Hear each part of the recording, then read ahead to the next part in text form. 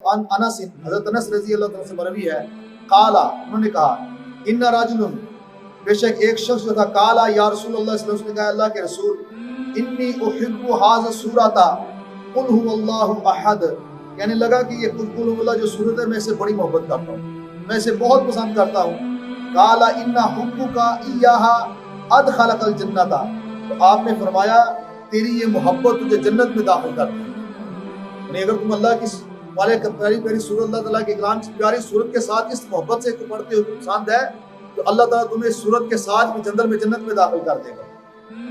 اور اسی طرح آپ نے فرمایا عبد الرحمن بن عوف رضی اللہ تعالیٰ سے مروی ہے، کہتے کہ نبی صلی اللہ علیہ وسلم قالا ثلاثۃ تحت العرش، آپ نے فرمایا کہ قیامت کے دن تین چیزیں عرش کے نیچے ہوں گی،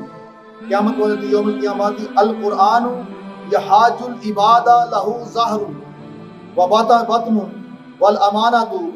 آپ نے فرمایا کہ ایک قرآن جو بندوں کی طرف سے جھگڑا کرے گا، فرمایا قرآن کا ایک ظاہر ہے ایک باطن ہے، والامانۃ والرحم، فرمایا دوسری امانت ہے،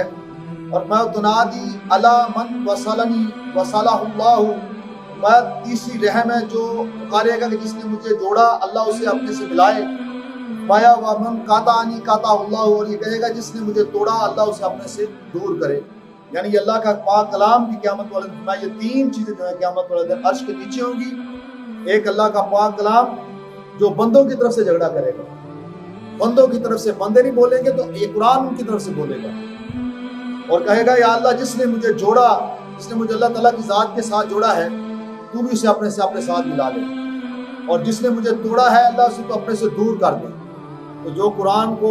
پڑھتے ہیں، سینے سے لگاتے ہیں، چومتے ہیں، تو یقیناً قرآن قیامت میں ان کی سفارش کرے گا، اللہ کی بارگاہ میں ان کی شفاعت کرے گا، اور کہے گا یا اللہ یہ وہ لوگ ہیں جو تیرے قرآن کے لیے اپنے سینے لے کر نکلتے تھے، جب تو تیرے قرآن کو جلاتا تھا، تیرے قرآن کی بے ادبی کرتا تھا تو یہ اپنے کاروبار جان مال لے کر میدان میں آتے تھے۔ یہ ہیں وہ لوگ، یہ ہیں تیرے نبی کے غلام جو تیرے قرآن کی، تیرے کلام کی حفاظت کرنے کے لیے اپنی جانیں دیتے تھے، یہ ہیں وہ لوگ جو دن رات اس کی تلاوت کرتے تھے، یہ ہیں وہ لوگ جو اپنی مسجدوں کو قرآن پاک کی تلاوت سے سجاتے تھے، یہ ہیں وہ لوگ جو اپنے گھروں کے اندر قرآن پاک کی تلاوت کرتے تھے۔